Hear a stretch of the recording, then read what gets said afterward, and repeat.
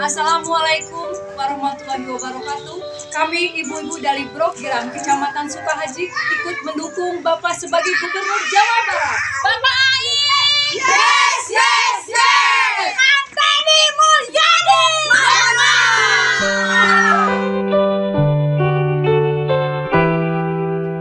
Semoga Allah selalu membimbingmu dan biarlah angin menuntun langkahmu.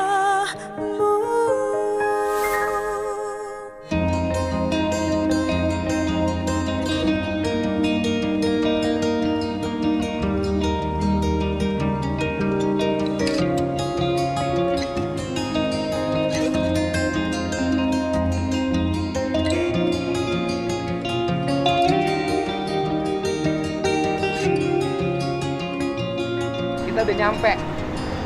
Nanti udah nyampe Jakarta.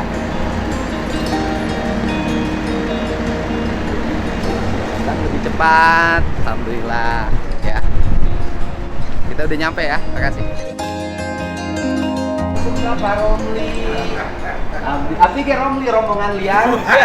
Rombongan liar. Kita mau ke kantor pengacara jadi pakai jas.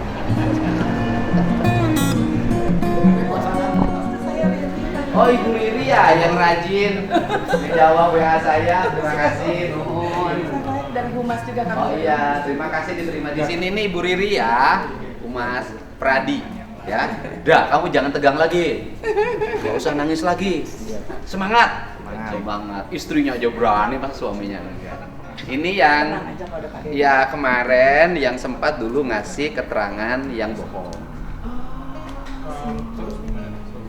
Keterangan yang bohong bahwa mereka tidak tidur malam minggu di rumah Pak RT. Padahal malam minggu itu tidur di rumah Pak RT. Ini bilangnya saya pulang ke rumah nggak tahu. Padahal dia tidur bareng sama anak-anak yang terpidana sekarang. Malam minggu itu tidur di situ. Tapi memang ada salahnya sebelumnya mabok dulu. Ciuk. Iya. Tapi pemabok belum berarti pembunuh. Dan ini istrinya dampingin terus, harus jujur katanya. Ya, semangat kan? Semangat. Harus lurus. Ini sudah dibantas. Enggak, yang bantunya nanti waktu saya mau bukan pengacara pengangguran banyak acara.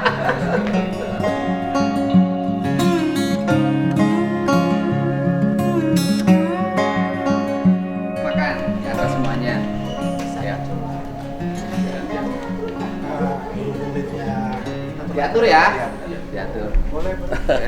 Kita nyampe di satu tempat yang menjadi impian para pengacara, yaitu kantor Peradi, sebuah tempat yang cukup mewah, indah, tertata, ramah.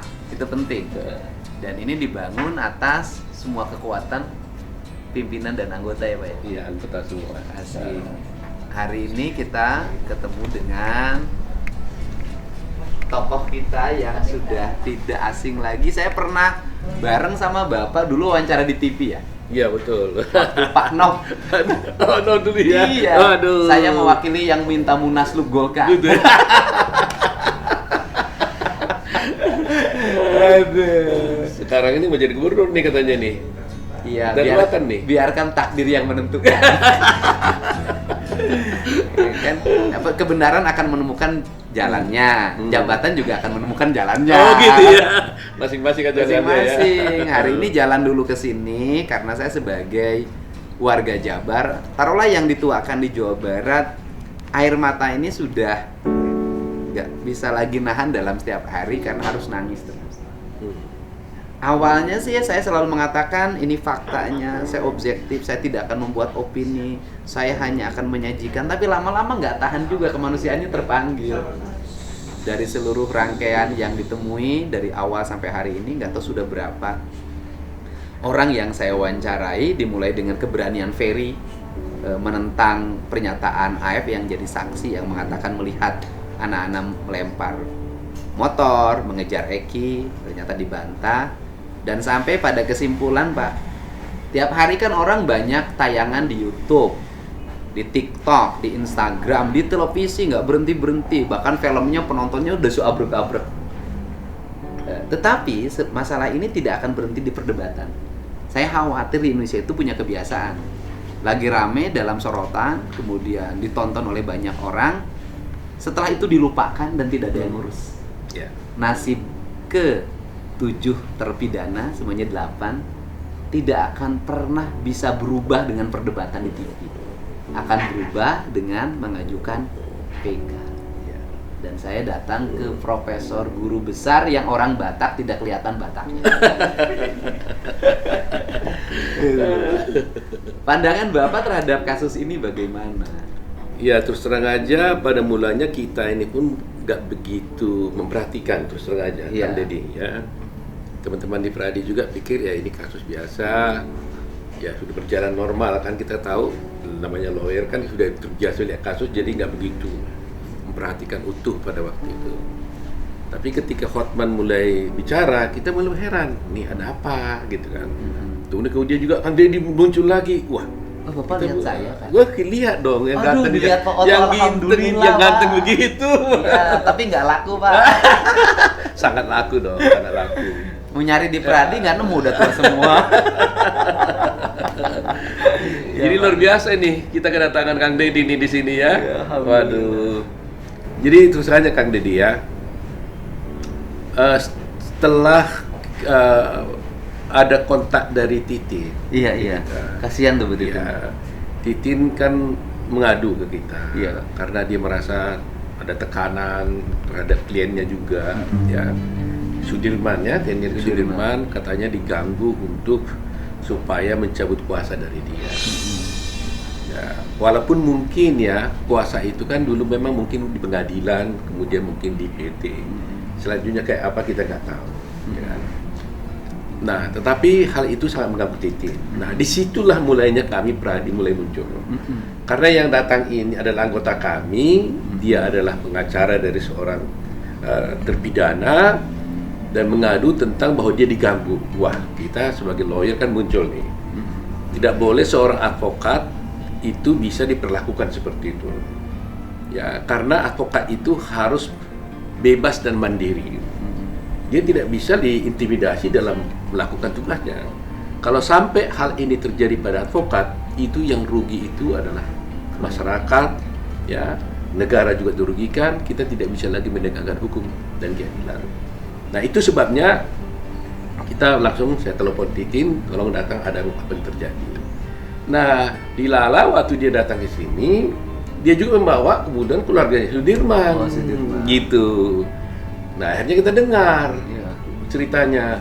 Waktu itu dibawa juga si Saka, Iya. ya kan? Kita dengar keterangannya. Wah, luar biasa ini kok jadi begini gitu ya. Akhirnya saya minta dokumen. Saya membaca berkas-berkasnya. Terus terang aja belum tuntas, tapi sebagai lawyer kan kita bisa membaca cepat. Pertama yang saya baca itu dakwaan. Apa sih perbuatan yang didakwakan kepada klien ini? Iya. Di situ juga diantaranya dia dihukum karena adanya pembunuhan berencana. Iya. Ya kan? Saya pikir pembunuhan berencana nggak mudah membuktikan ini, ya kan? Dari cerita awal aja saya tidak mungkin dia ada pembunuhan berencana. Karena apa? Karena insidentil kan kejadiannya. Orang lewat, dipukul, dilempar batu, bagaimana direncanakan membunuh? Dari situ aja sudah nggak tepat. Iya.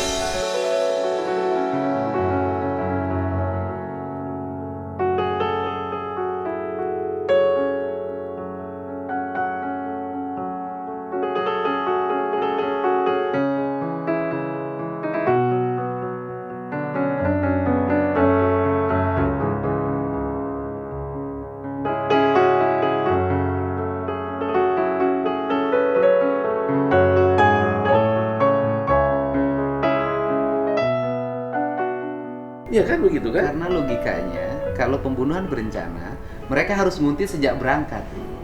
Ya, Pak? Ya dipersiapkan kan? Ya kan dipersiapkan, dikuntit, di mana disita. Iya, iya. Masa pembunuhan berencana, kira-kira dia lewat sini nggak Iya, ya? iya. Dan harus ada motif gitu loh. Iya.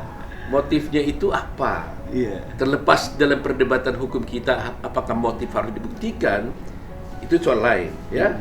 Tetapi beberapa putusan-putusan yang ada mengatakan motif itu selalu harus dibuktikan. Tapi paling tidak itu harus ditunjukkan. Nah di sini motifnya ini nggak jelas. Mereka ini berkumpul punya motif dendam atau apa, ya kan? Kemudian kalau perencanaan, baik perencanaan itu singkat atau lama, mereka kan harus duduk bersama merencanakan siapa yang bawa bambu, siapa yang bawa pisau, kapan dia bawa beli pisaunya diambil, Iya. ya kan? Kamu pakai apa dan sebagainya, Iya. bagaimana cara menyergapnya dan sebagainya. Itu namanya yang rencana. Iya. Jadi kalau banyak orang lewat terus ditimpuki, terus akhirnya ada perkosaan dan sebagainya, itu bukan perencanaan. Dan peristiwa itu pun insidentil kan? dan itu pun tidak terjadi. Kalau ada, ya, kalau ada ya. Oke. Jadi saya lihat di situ. Nah kedua, yang sangat aneh saya lihat adalah itu kan ada 11. 11 itu yang dituduhkan sebagai pelaku, Ya, ya di dakwaan. 8 sudah ditahan. 8 sudah ditahan. 1, 3 Kemudian DPO. 3 DPO. 2 dianulir. 2 dia dikatakan fiktif. Dianulir. Anulir lah. Goalnya nggak jadi. Ya. Terus yang satu hanya ditangkap, Ya, Peggy. sekarang Peggy. Oke. Yang 2 ini kalau nggak salah namanya Andi dan Dani. Dani. Oke. Coba bayangkan kan, ini kan kalau ada pembunuhan berencana, Iya. berarti kan ada peristiwa dilakukan secara bersama-sama, puzzle-nya harus jelas, tidak mungkin terputus-putus. Iya. Di dalam dakwaan itu jelas disebutkan Andi dan Dani adalah orang yang membawa korban ya ke tempat flyover agar menunjukkan kepada orang bahwa seakan-akan ini adalah mati karena kecelakaan. Iya. Oke? Itu Andi dan Dani. Iya. Artinya kalau tidak ada Dani dan Andi, tidak akan ada mayat itu di sana. Iya, di flyover Di itu. flyover. Yang tergeletak. Ya. Ternyata Dani dan Andi katanya fiktif. Oh, berarti Nggak ada. mayat itu kira-kira pergi jalan kaki. Jalan sendiri. kaki mungkin ya. Siapa yang bawanya mayat itu ke sana? Kan gitu. Dari sini aja puzzle-nya ini sudah jelas totally salah. Jadi skenario udah salah. Andi dan Dani ini kalau ini tidak ada, bagaimana cerita pembunuhannya terjadi? Itu ya yang saya lihat dari situ. Kalau sudah pembunuhan berencana dikatakan ada Andi dan Dani, ternyata itu nggak ada, berarti ini harus semua gugur. Iya.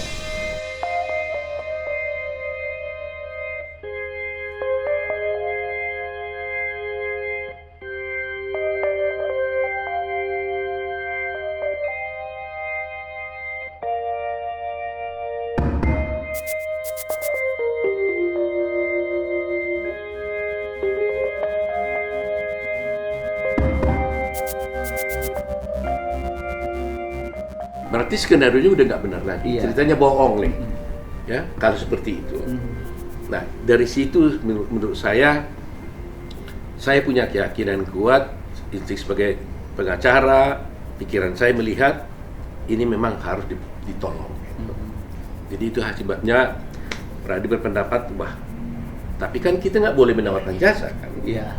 Kita kan nggak bisa ojok-ojok datang, mari ku tolong, nggak bisa. Walaupun Iya. niatnya sebenarnya mau menolong. Iya. Tapi kok kita mengatakan nggak bisa. Nah, untung nih Kang Deddy nih berkenan datang, meluangkan waktu dari Bandung ke sini, biaya sendiri pasti kan. Malah saya lihat di video keluar biaya lagi. Waduh, ini kalah nih pengacara nih. Walau, Padahal Pak. itu pengabdian seorang lawyer sebenarnya. Iya, itu. karena gini Pak, saya ini kan duda Pak. Jadi rumah tangga saya tidak punya kebutuhan beli minyak goreng, beli salon istri nggak ada. Jadi biaya itu saya serahin sama mereka. Oh Pak. gitu. Diberkati Tuhan, Terima Pak kasih. Kang Deddy. Tapi yang paling utama adalah ini Pak. Saya tuh ya jujur aja ketepanggilan aja. Saya ngebayangin loh Pak. Orang sampai hari ini kan boleh dong kalau saya punya pemahaman, punya pendapat, punya pengalaman yang saya temukan, mereka itu tidak bersalah. Terus harus menjalani pidana penjara seumur hidup. Mereka sudah, ibunya sekarang ada yang cuci darah, ada rumahnya sudah dijual, dan mereka itu dipanggil ke Polda untuk jadi saksi aja, nyari ongkosnya susah. Nah, sehingga saya membawa ke sini itu, saya juga lihat Bapak, kenapa sih Pak Bapak selalu tertarik pada orang yang susah? Kan tidak menarik orang susah untuk dibantu. Tapi justru orang susah itulah yang harus dibantu. Kalau orang-orang yang nggak susah, sudah banyak alat-alat dia untuk bisa hidup sendiri tanpa bantuan. Dan begini ya, memang kita waktu sekolah ya, kita sudah diajarkan prinsip-prinsip seperti itu. Apalagi satu hal ya, bukan hanya soal orang susah. Kalau orang susah dia bersalah ya tetap aja dia salah, ya kan. Tetapi pameo yang selama ini ditanamkan kepada kami waktu mahasiswa, ini memang selama ini sudah mulai hilang. Pameo-nya mengatakan begini, lebih bagus membebaskan 1000 orang yang bersalah ketimbang menghukum 1 orang yang tidak bersalah. Ini terus terang aja diajarkan kepada semua calon-calon sarjana hukum, baik hakim, jaksa, polisi, diajarkan itu. Tapi di mana itu pameo itu sekarang? Nggak ada. Para hakim pun sekarang itu tidak lagi mempertimbangkan itu dengan sangat. Jaksa, polisi juga dianggap manusia itu benda, tidak bernyawa, tidak berjiwa. Sehingga penghargaan terhadap hak asasi manusia, penghargaan terhadap kemerdekaan seseorang itu betul-betul sangat rendah. Sangat rendah sekali. Nah, beruntung ada Kang Deddy seperti ini memberikan semangat kepada kita juga. Saya pikir saya harus menyerukan kepada seluruh advokat Indonesia, dan termasuk pada hakim-hakim juga, para polisi, para jaksa, marilah waktunya kita berbuat baik. Berbuat baik aja kita belum tentu dapat surga, apalagi berbuat tidak baik. Jadi kami terus terang aja, waktu saya juga menangani kasusnya Jessica Wongso, saya mengalami hal yang sama. Selalu saya katakan saya punya hutang profesi, yaitu belum bisa menolong secara tuntas kasusnya cyanida Jessica Wongso. Nah, kalau ini nanti terjadi lagi, ya, walaupun sekarang ini kami sudah terciptakan untuk PK-nya Jessica, tapi kalau ini memang betul-betul seperti ini kasusnya, yang kami lihat juga seperti itu, tapi kan kita harus melihat dengan jelas secara bukti-buktinya. Maka terus terang aja saya katakan bahwa kami sudah sepakat bahwa Peradi akan memberikan bantuan hukum bila mana dibutuhkan dan diminta, tanpa biaya apapun. Ya. Dan tadi saya juga sudah menelepon rekan-rekan di Bandung. Saya telepon Ruli tadi sama Jutek, saya bilang karena dekat ke Cirebon, kalian siap-siap. Kalau saya minta Anda bergabung, mereka bilang siap. Bahkan saya juga ada kontak tadi ketua cabang saya Surabaya aja, bilang bang kalau betul itu ada, kita siap ya. Jadi tadi malam saya baca itu, saya nonton tuh videonya Kang Deddy. Bersama istri saya, malam sekali saya nonton. Ya, sampai Kang Deddy begitu nangis ya. Istri saya juga sampai begitu, wah, dia bilang, ternyata begitu ya katanya. Sampai dia bilang kalau begitu Pak, kalau mereka minta datang, jangan kau tinggalkan. Sampai begitu, jangan tinggalkan, bela itu katanya.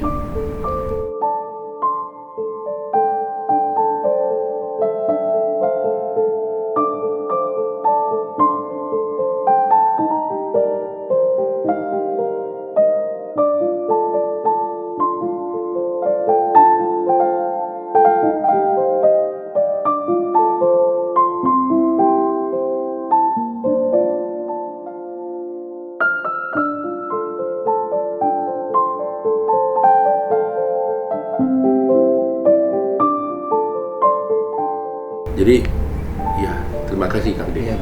Terima kasih Kang Deddy. Ini sebenarnya kewajiban kami para advokat nih, bukan kewajiban Pak Deddy. Tapi Kang Deddy sudah ikut, mari sama-sama Kang Deddy kita suarakan. Jangan sampai terputus dengan jalan Kang Deddy.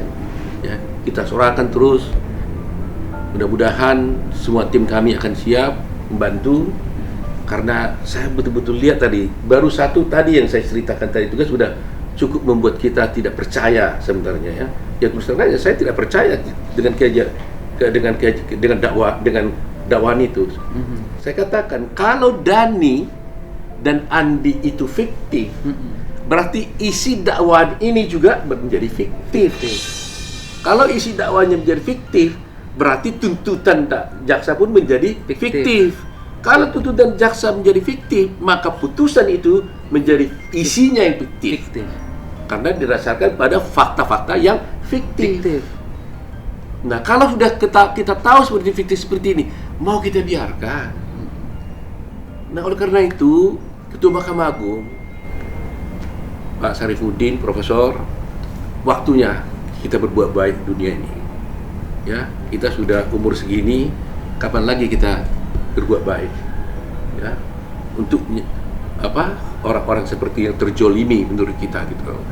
Nah, sementara kita mengatakan oke, mungkin polisi yang salah atau kita yang salah dan sebagainya. Tapi maksud saya, mari kita buka bersama-sama. Coba jangan ditutup-tutupi. Mari kita buka. Karena yang kami alami nih, Kang Deddy, ini kan soalnya kan dari semua berita acara saya baca, selalu ada kata-katanya orang ini berkata bebas, tidak dipukuli, bebas dan sebagainya.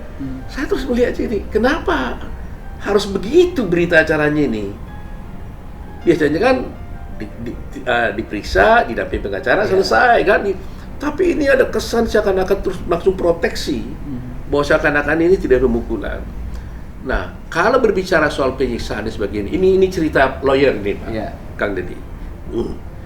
Kalau di persidangan selalu jaksa menghadirkan verbalisan. Verbalisan itu maksudnya adalah orang yang mengetik, memeriksa formal kepada si tersangka. Lantas ditanyalah kepada si tersangka, terdakwa ini. Ya tentunya ngomongnya baik-baik, ya kan? Tapi di persidangan dibilang saya dipukuli. Jadi teknik yang terjadi, yang pengalaman kita ini pada yang lama-lama, orang ini dipukuli dulu oleh orang lain. Siapa itu tentunya kita tidak tahu. Dipukuli dulu, siksa supaya ngomong seperti A, B, C, D. Setelah babak belur, maka akhirnya selesai, ngaku ya, nanti ya. Oke, katanya. Barulah diperiksa oleh seorang verbalisan. Kan ini kita lihat di film-filmnya kan seperti itu, verbalisan. Nah, verbalisan nggak akan mukuli orang ini lagi. Ya, memang dia ketatanya A, B, C, D udah karena yang mukuli orang lain kok. Nah, kemudian akhirnya dibawa persidangan, dipanggillah verbalisan ini. Penyidik yang memeriksa tadi itu. Apa perlu ditanya, kau pernah paksa dia? Ya benar dong, nggak dipaksa. Ditanya sebagai si tersangka ini, terdakwa, kau pernah dipukul sama orang itu? Ya enggak, memang orang ini nggak pernah mukul. Tapi dia dipukuli oleh orang lain sebelumnya. Kan ini yang terjadi.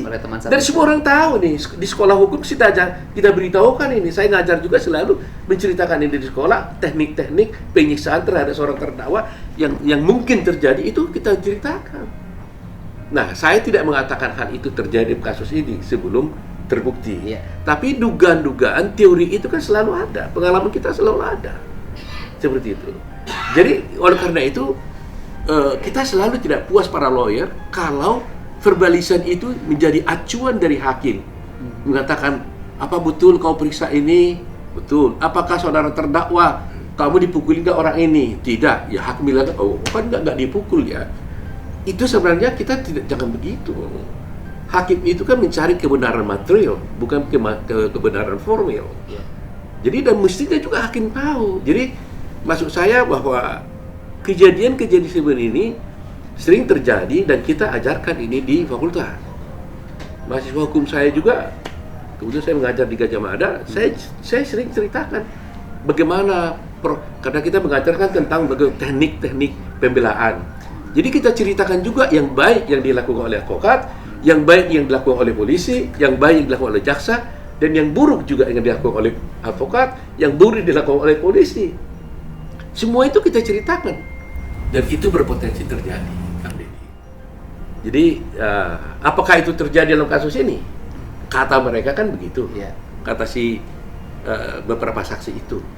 Tapi apa sungguh seperti itu? Ya mari kita lihat. Kita buktikan. Ya, dan dari mereka itu kan nanti ada di berikutnya juga ada yang tadi menangis. Bahkan ini ada kalimat penyesalan tambahan karena ketika DBAP dia ada tambahan. Jadi waktu awal dia mengakui bahwa tidur malam minggu di rumah anaknya Pak RT atau rumah kontrakan Pak RT itu. Dia tambahkan, saya mengatakan itu karena dikasih amplop oleh terpidana kalau sekarang Pak Eka. Nah itu dia nyesel banget. Karena padahal dia nggak terima amplop apapun, memang faktanya dia malam minggu itu memang tidur di rumah anaknya Pak RT. Dulu dia diperiksa di pengadilan? Oleh penyidik. Dimasukin di dalam BAP-nya kata dia. Tapi diperiksa di pengadilan nggak? Hadir jadi saksi nggak? Jadi saksi juga. Dan mengatakan bahwa yang satu di pengadilan, walaupun di BAP-nya bahwa dia tidur di rumah, dia tidak tidur di rumahnya Pak RT, tetapi di pengadilan menyatakan dia tidur di rumahnya Pak RT atau di rumah anaknya Pak RT, kan sama rumahnya itu juga. Nah kalau yang ini saya tidak tanya apakah dia ngomong di pengadilan seperti apa. Tapi yang jelas di antara mereka yang hari ini berarti udah 1, 2, 3 yang datang ke saya, yang ingin mencabut BAP-nya, ingin kembali pada jalan yang sesuai dengan apa yang dialami. Mungkin ada hari besok mulai diperiksa di Polda, mohon juga didampingi pemeriksaan. Didampingi. Dia itu tidak terdakwa ya? Tidak. Dia saksi. Dia saksi.